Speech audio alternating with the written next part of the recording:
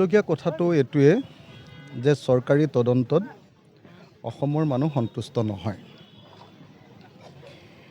কালি দেখিছোঁ ছিংগাপুৰৰ পৰাও এখন কিবা নোট এটা আহিছে ছিংগাপুৰ গভৰ্ণমেণ্টৰ পৰাও যে প্ৰাথমিক তদন্তত তেওঁলোকে মৃত্যুটো তেনেই স্বাভাৱিক মৃত্যু বুলি ক'ব খুজিছে। ছিংগাপুৰে বাৰু ক'বই, কাৰণ ছিংগাপুৰখন চলি থাকে টুৰিজিমৰ ওপৰত।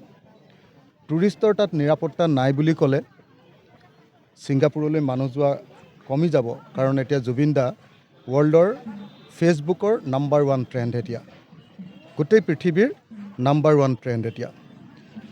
তো গতিকে জুবিন দাৰ কথাটোৰ কাৰণে হয়তো ছিংগাপুৰে এইটো মানে আমাৰেই দুখ এনেকুৱা ধৰণে ক'ব পাৰে। সেইকাৰণে মই বাৰম্বাৰ কৈ আছোঁ যে আমাৰ চৰকাৰখনে যিটো তদন্ত কৰিব লাগে সেইটো ছিংগাপুৰ চৰকাৰ নিৰ্ভৰশীল তদন্ত হ'ব নালাগে, বাৰম্বাৰ কৈ আছোঁ। আৰু আমাৰ চৰকাৰখনে যাক তদন্ত কৰিবলৈ দিছে CID বা SIT, এওঁলোকে গৈ বিদেশত তদন্ত কৰিব নোৱাৰে। মই আপোনালোকক বাৰম্বাৰ কৈ আছোঁ, মানুহে ধৰিব পাৰিছে নাই নাজানো, যে বিদেশত হোৱা তদন্ত কৰিবৰ কাৰণে ভাৰতৰ BNSSৰ 208 ছেকশ্যনৰ অধীনত প্ৰথমতে চেণ্ট্ৰেল গভৰ্ণমেণ্টৰ পাৰ্মিশ্যন ল'ব লাগে, নাম্বাৰ 1।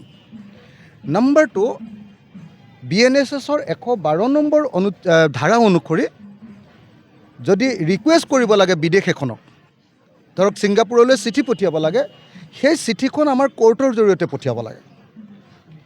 এতিয়া আমাৰ CIDয়ে গৈ চিঠি এখন দিলে ক'ত ছিংগাপুৰ গভৰ্ণমেণ্টে পাত্তা দিব?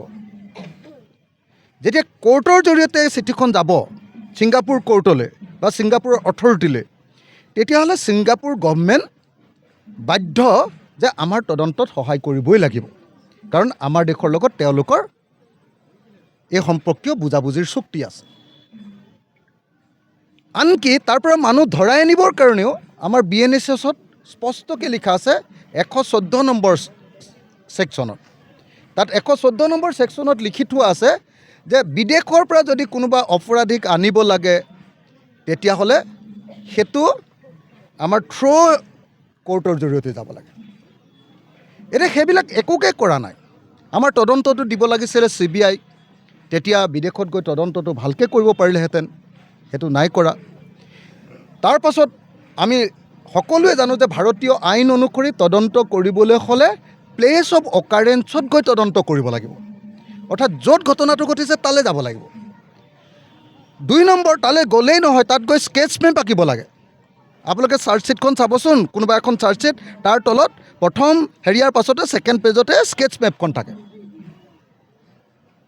স্কেটছ মেপ আঁকিব লাগিব যে আমুকত মানুহজন পৰিছিলে, আমুকৰ পৰা আমুকে উঠাইছিলে, কোনে উঠাইছিলে, কোন কোন আছিলে তেওঁলোকৰ তাত গৈ ষ্টেটমেণ্ট ল'ব লাগিব, কোনে উঠাইছিলে ৰেস্কিউ টিমটোৰ ষ্টেটমেণ্ট ল'ব লাগিব, যিখন গাড়ীত নিছিলে সেইখনৰ ড্ৰাইভাৰ হেণ্ডিমেনৰ মানে এম্বুলেঞ্চৰ ষ্টেটমেণ্ট ল'ব লাগিব। তাৰপিছত যিকেইজনে বুকুত এনেকৈ কৰিছিলে সেইকেইজনৰ ষ্টেটমেণ্ট ল'ব লাগিব, ডাক্তৰৰ ষ্টেটমেণ্ট ল'ব লাগিব, আৰু যে পষ্টমৰ্টেম ৰিপৰ্টটো দিছে ৰিপৰ্ট দিয়া মানুহকেইজনৰো ষ্টেটমেণ্ট ল'ব লাগিব। তেতিয়াহে অপৰাধীৰ শাস্তি হয় ভাৰতীয় আইন অনুসৰি।